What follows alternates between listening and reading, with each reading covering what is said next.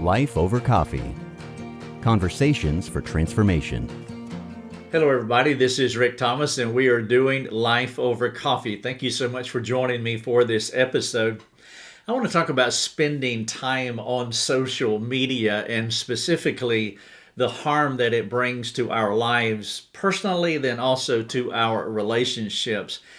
Now, I trust that this is not going to be news for you. I hope this is something that you have already given thought to.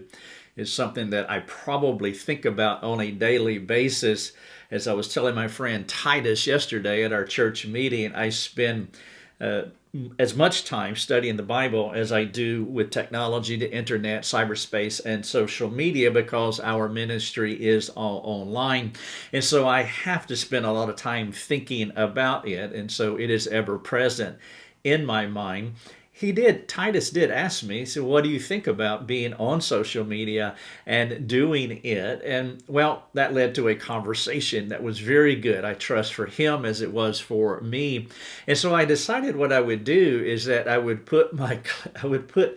I'm just going to write out to you. I want to share with you what I shared with him because it was a good conversation that was provocative in all the right ways for us as we stir one another up to loving good deeds. And I trust that what I have here will be provocative to you in all the good ways so that we can continue to spur one another on to loving good deeds. And so this is episode 451.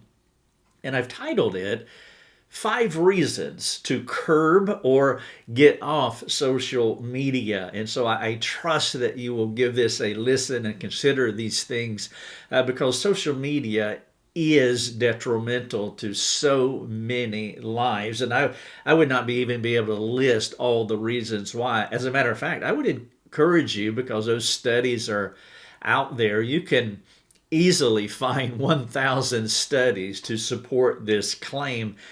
And it really doesn't matter where you are on the political spectrum.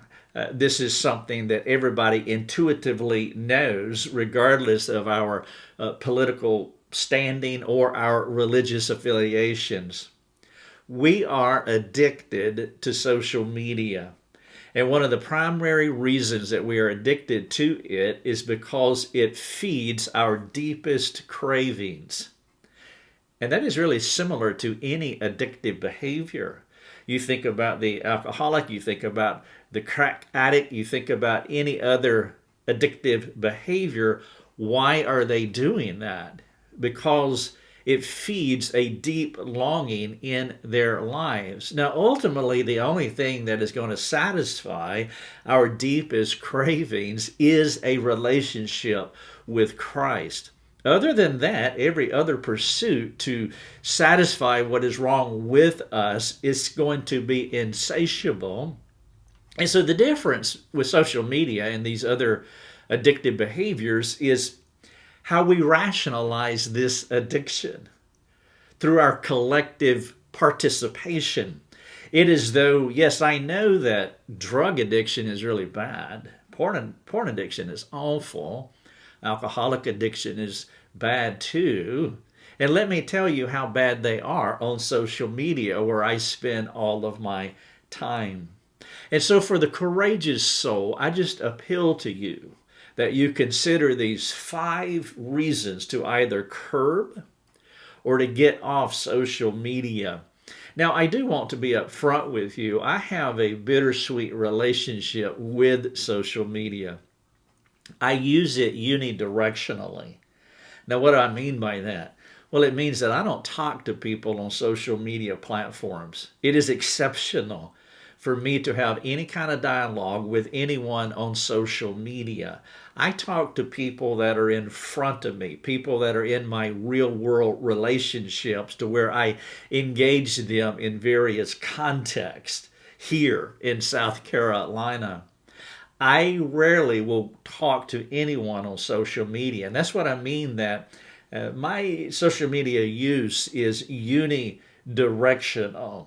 And so I don't post anything about our family, and I'll share the reasons for that in just a moment. However, here's the bittersweet part.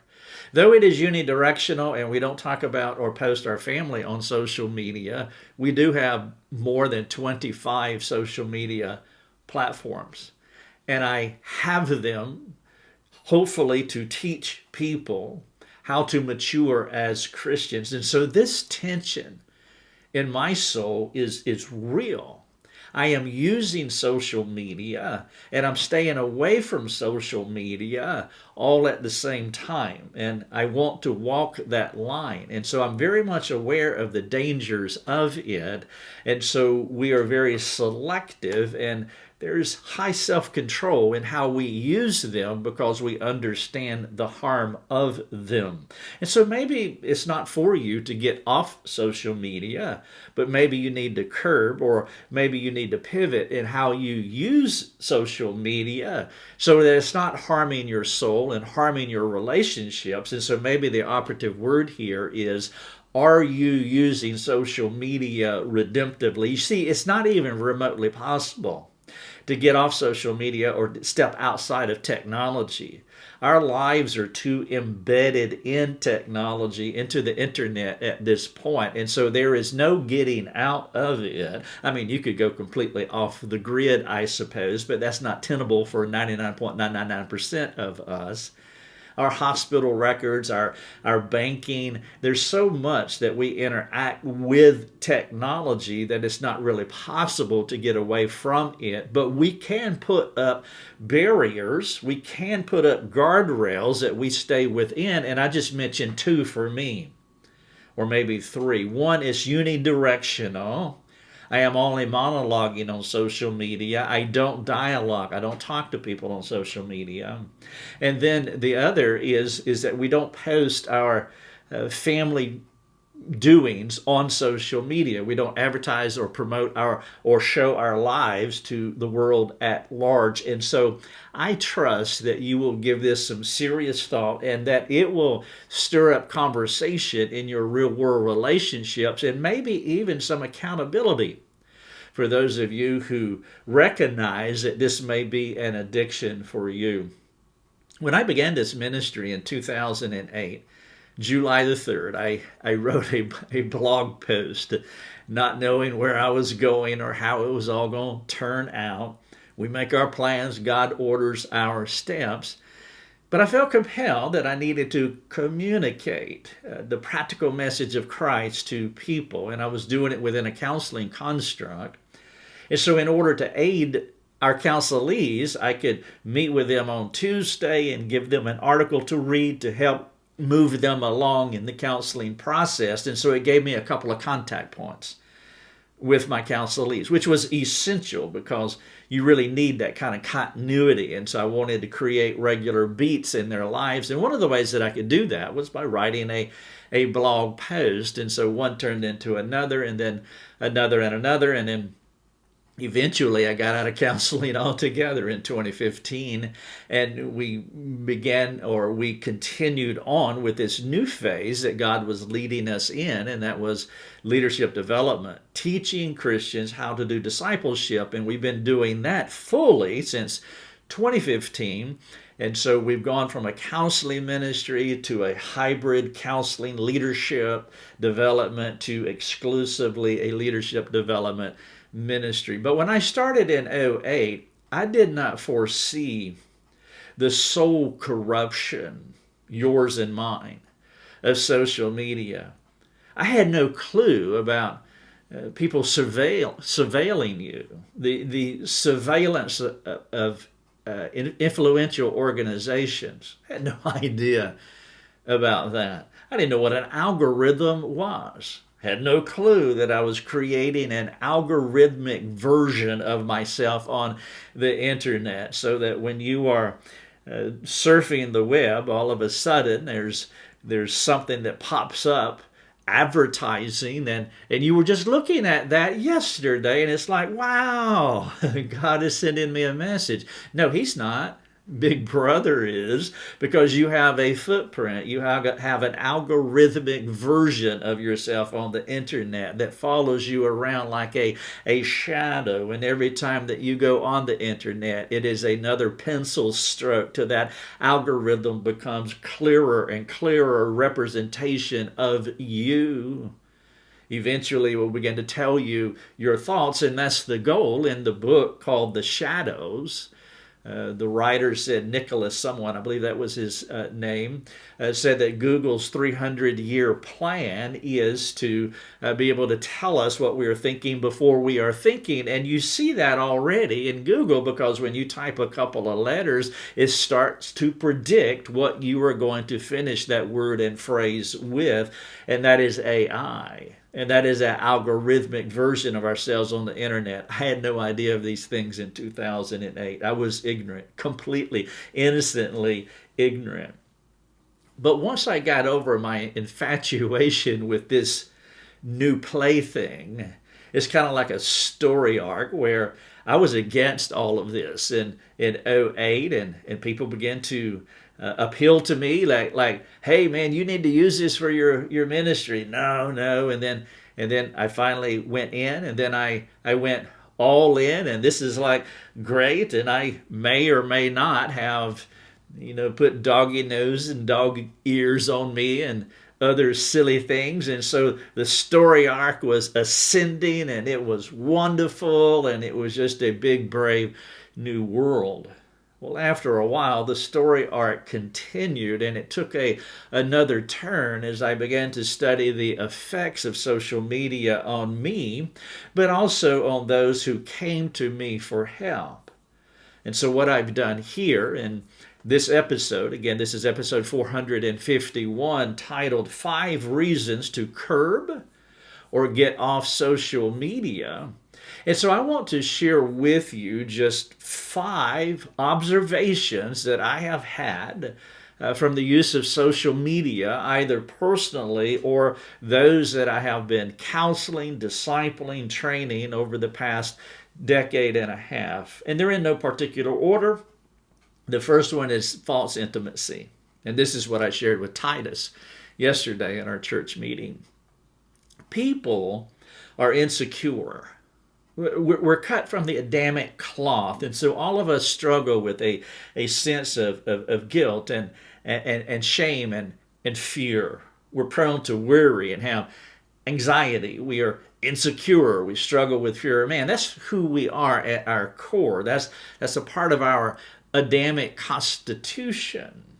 And then we have experienced all sorts of relational distress, authoritarian fathers and performance-driven religious cultures. And so with our own Adamic shame and insecurity, and then the things that have helped or that have shaped us adversely, social media gives the hurting and cynical soul a portal to maintain relational contact with humanity, but at arm's length. I call it a false intimacy. There is something within us that wants to be communal. We're made in the image of the community, the Trinity. And it's not good for man to be alone. We need to be living in community, the one another's, etc. It's a big deal because we crave relationship. In fact, if you want to torture someone, one of the things that you could do is put them in solitary. Solitary confinement is a painful and powerful way to torture someone, and that's what you would do to your worst enemy. And so there's a craving for intimacy, but if our experience has been hurt and just been harmed by other people and gaslit and bullying and authoritarian context and other types of relationships that can really bring harm to one's psyche, and we're already struggling with our Adamic fallenness of insecurity, guilt, shame, fear, you mix all that together and you can have a hurting soul. a cynical soul who doesn't trust people. And then along comes the internet, and it's like, wow, I can satisfy my desire to be in community, even though it is a cyberspace community. So it's intimacy, but it is a false intimacy, but people really like that. Because you can like someone and you can unfriend them if you don't like what they say. You can look into people's lives. There's a voyeuristic aspect to this. All the bad things about community can happen in cyberspace. And so you can satisfy your Adamic desires for community, and then you can also satisfy your worst impulses for community, whether it's pornography, voyeurism, being jealous and envious of other people's lives, critiquing and gossiping about other people, criticizing them as you look into the window of their lives. And so it has this intimacy, but it's a false intimacy, and some people are really satisfied with that. And if we are, well, then we don't know what relational intimacy is. We've only had bad versions of it, so we're going to accept this pseudo version of it because it's not the best thing, but it's enough. And I will limp along relationally. And of course, you will always be out of sync in real world relationships because, as I will talk about in a few moments, this will damage you relationally, socially, psychically, because you won't be able to have real world relationships because you have redefined and retrained yourself to what relationships are. A false relationship, a false intimacy, but yet it provides this invisible barrier that keeps me somewhat secure, and so I can love at arm's length, and that is okay with me. False intimacy. Another reason to consider curbing your social media use or doing away with it altogether is the disinhibition effect. Now, the disinhibition effect, that's not my phraseology. It actually came from the book by Mary Aiken called The Cyber Effect. And the subtitle is something like What the Internet is Doing to Us, or What Social Media is Doing to Us. Mary Aiken is a social psychologist, and she studied the lives of people through every demographic, starting at birth to 2 years old, to 4 to 5 to 10 to 15, all the way up to old age. And at each demo, she talked about what the internet is doing to all of those demographics. As I told Titus yesterday, it was a disturbing page turner, meaning I couldn't stop reading it because it was so good, but every page was disturbing. If you would like a link to that book, by the way, there's one in the show notes of episode 451, and I would encourage you to go to the bottom of the show notes, and you'll see Cyber Effect, and you click on it, and it'll take you to Amazon. Praise God for the internet. And you can get that book in 2 days at your doorstep, or just get Audible. But it is an excellent book. And so Mary Aiken talks about the disinhibition effect. And what that basically means is that people are not inhibited from saying anything. Communication in cyberspace does create those invisible walls. And so the person who is okay with false intimacy, and they can stay behind those invisible walls so that they can live in quasi-risk-free relationships, where there's another effect of those invisible walls, tempting people to say nasty things. Their lack of inhibition removes discretion, opening up the way to be unkind. Popping off to strangers is a common occurrence on the internet, and you have seen it. All of us have seen it. I mean, if you want to go to a relational communicative dumpster fire, just go to Twitter, and I don't recommend that. I use it for two reasons.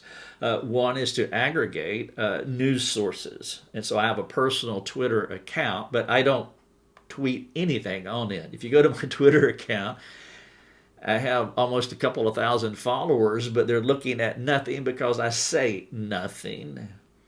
And so I use that one just to keep up with the news because it's easy to do. And then I have another Twitter account that's for Life Over Coffee. Now, if you're in the dumpster fire, then I would encourage you to follow that one. And again, it's unidirectional. I won't talk to you on it, but you're able to get our content, and it's real handy, and it can be very redemptive. But the disinhibition effect is popping off to strangers. Again, a common occurrence. Now, one of the things that you will rarely see in this context of not being inhibited from saying just about anything is that you won't see forgiveness happening. That would be exceptional. You won't hear about reconciliation as two combatants go after it using little to no discretion as they communicate in harsh tones, talking about other people, other image bearers. These image bearers might not be of our brand. They might not have our stripes on their shoulders. And so they're different from us. May be Christian, may not be Christian, but we let people know how Christians communicate by being nasty. You'll find a lot, I find a lot of wives, especially, who don't have a social filter because they're married to knuckleheaded husbands, and they're so frustrated that they actually go off on all sorts of people on the internet, and they're speaking out of their pain. They're speaking out of their anger, and they can be so snarky in their communication. I had a woman one time where she was condemning her husband on a social media platform. That's hard to fathom. It really is. That she has so little discretion, and she's hurting so much that she doesn't care about Christian propriety, doesn't care about proper communication. And many times these women, and other people do this too, I'm just using women as an illustration because it's a common occurrence, married women specifically, but other people, is that what they I'd lost my train of thought here with the disinhibition effect. But many times they spiritualize and sanctify what they do because they have been hurt. There is this elevated moral superiority that's looking down on the person who hurt them, to where it doesn't even register to them that they are sinning too, that they're communicating legit hurt, but they're doing it in a sinful way. But they have sanitized this kind of communication on the internet as though it is okay. That is a complicated situation that you have with so many hurting people, that they take their victimization to such a point that they give themselves license to say virtually anything that they want to say. That is the disinhibition effect. And so 5 reasons to curb or to do away with social media as much as you possibly can. 1 is false intimacy. 2 is the disinhibition effect. Number 3, normalizing behavior. And what I mean by that is that parents pass their habits to their children, encouraging them to do similarly, but not just encouraging them to do similarly, they even weaponize them by giving them phones too young, too early, too soon, so that they can feed their narcissism by plastering themselves and their half-baked views all over the internet. Now, this is a befuddling thing, is that parents have no self-control, virtually no self-control, and so they post themselves all over the internet. Hi, we are over here, and we're eating this, and this is my hair, and this is my new makeup, and this is our vacation, and this look at me. I was telling Titus, I said, if you were to get your family, an extended family together, and let's say that there were 18 of you, and you just line up at the beach along the shoreline, and you take a picture of all 18 of you, or you're in the mountains, or you're in your living room, and there, boom, there is the photo. And when you give that photo, when everybody looks at it, who is each one of those 18 people? Who are they going to look at first? They're going to look at themselves. Were my eyes open? Were my eyes closed? Was I looking in the camera? Was I standing right? Was I tucking my belly in? They're going to look at themselves because we are in love with ourselves. Well, imagine parents, through their behavior, teaching children that, hey, let's just plaster ourselves all over the internet so anybody and everybody can see us.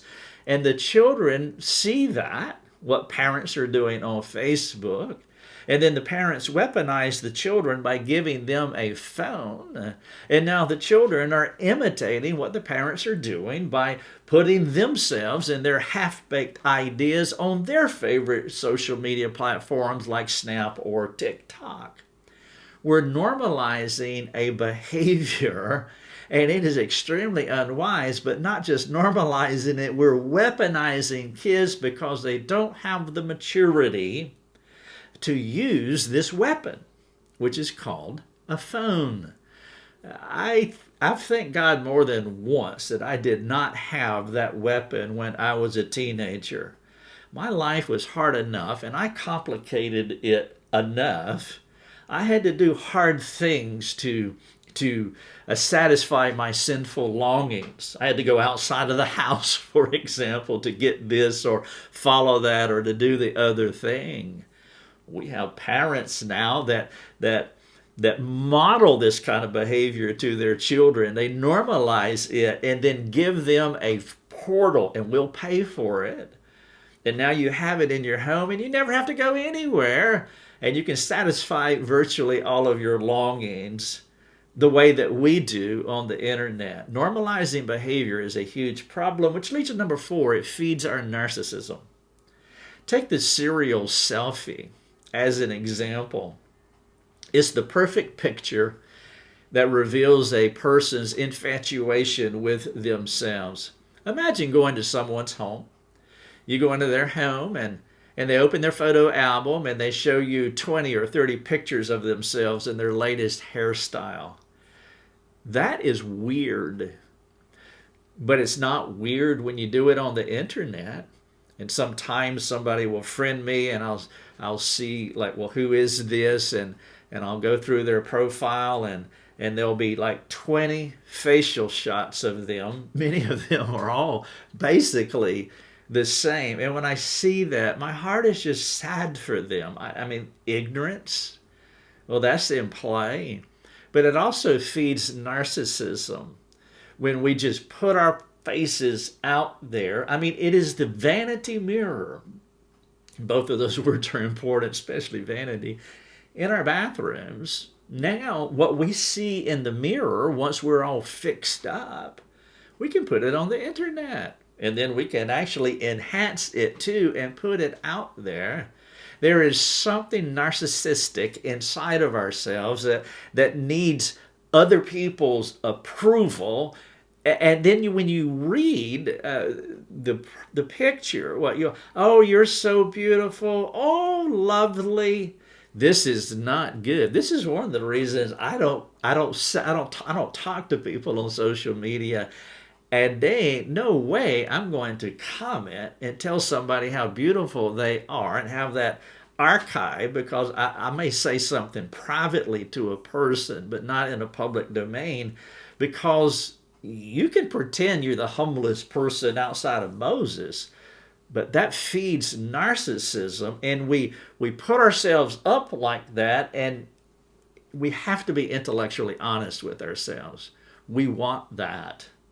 What we don't want is someone to say, well, you're ugly or you're fat or you're whatever. No, we want something else. And I will be offended if you don't say the right thing that makes me feel good about myself. And I will assist you in this process because I'm going to doctor my picture and make sure that I can garner those likes and those appreciations that my narcissistic soul appreciates and craves. So number 4, it feeds narcissism. Number 5, it circumvents sanctification. And this may be the most deadly of all. Transformation happens in long-term memory, but the internet retrains the brain to think in spurts, and it rewards these impulses with a dopamine bump for each like that we make, creating an almost unbreakable behavior. It is an addictive behavior to scroll and to like and to feed and to move through rapidly. And so we're shrinking our brains to where we can only function in short-term memory when sanctification happens through thinking and praying and wrestling with God and reflecting and meditating and allowing a thought to sink down deep into our psyche to begin to bring that transformation. The whole idea of mortification in Romans 8:13 is to take the vitality out of something, take the sinful strength out of something. That doesn't happen in spurts and impulses. It takes wrestling, meditation, and reflecting. In the book Moonwalking with Einstein, Joshua 4, I think. Anyway, that link is at the bottom of these show notes too. It's a book on memory. And he talked about the downside of Gutenberg and the printing press. Before the printing press, everybody had to memorize stuff if they were going to retain stuff, because it was really tedious, laborious to be able to print stuff and to archive stuff. And everybody did not have that accessibility. And so to have something, you had to learn it.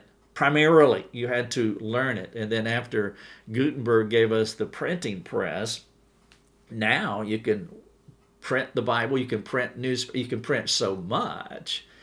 And there wasn't as much of a call to activate our need to memorize, which requires a lot of exertion. And he talks about mental athletes, people that train their mind to memorize, and as though the brain is a muscle that we can condition, and he makes a case for that. And then when Gutenberg came along, it took away some of the need to use our brains that way. Well, Steve Jobs came along, and if Gutenberg changed things 5%, Steve Jobs changed things 90. Because now we don't have to remember anything. And we have a whole lot of people that are training themselves to where they can't think, can't focus. They can't spend time focusing on something. And the statistics would bear that out, as well as the internet is literally, organically breaking our brains. Not just in the speed that we're taking on information. God did not wire us to be omniscient. God did not wire us to know everything, but the internet gives us access to virtually everything. And so now we are taking in information that we would never take in 50 years ago, because there was no way of knowing all the stuff that you could possibly know in an hour on the internet. We were not built for omniscience. We're finite people, and we're cramming all of this information into our brains. And so not only are these impulses that's keeping us bound in short-term memory, but it is an overflowing amount of information that is overwhelming to the soul. 5 reasons to curb social media. 1, false intimacy. 2, the disinhibition effect. Number 3, normalizing behavior. Number 4, it feeds narcissism. And then number 5, it circumvents sanctification. What are some of the effects? I was talking about short-term memory, or what are some of the effects of social media? So I mentioned those 5 categories. And within them, I talked about things like short-term memory. But there's other things like soul noise. People have more amped up soul noise than they've ever had in the history of humanity. And one of the reasons for that is that we're cramming all this information into a finite container, our psyches. And because we know so much, and then you got 2 competing narratives always. They're presenting it this way, and the other group is presenting it that way. And so it creates this tension. And then you worry about the future. Well, the end of the world and climate change. And so all of this information is competing in one finite psyche. And so if you're not managed by God's stabilizing word, then it's going to have amped up soul noise. So what are the effects? Short-term memory. Sanctification happens in long term. Soul noise. Voyeurism, I talked about. Anger. Growing dissatisfaction with life. Fear of the future. And there are more adverse side effects than just these. A reduction of intimacy between a man and a woman because of pornography use. A lack of desire to connect socially because, well, I have these false intimate relationships and they're not going to hurt me because I can unfriend them. An inability to work through conflict, the disinhibition effect. I can say whatever I want to and I don't have to go back and clean up my mess. And of course, there can be an ignorance about the devastation of our souls while we export these things generationally. This is episode 451, 5 Reasons to Curb or Get Off Social Media. I've made my case. Let me finish with a couple of thoughts. Does your internet usage mature you as a Christian? If your internet usage, social media, technological uses, if it matures you as a Christian, how do you know?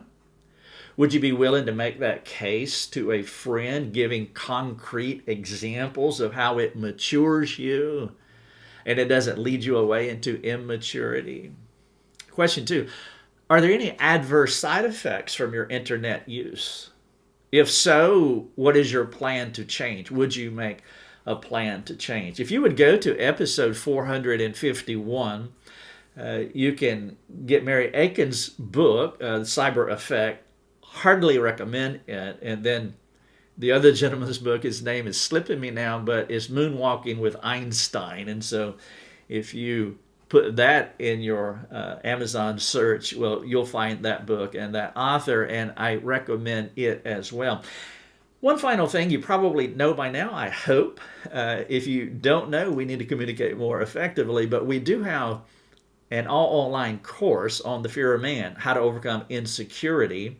It is a completely all-online automated course. There's a 30-page downloadable workbook. There's 20 videos that I did. There's 20 audios. There is an LMS, a learning management system that walks you step by step through it.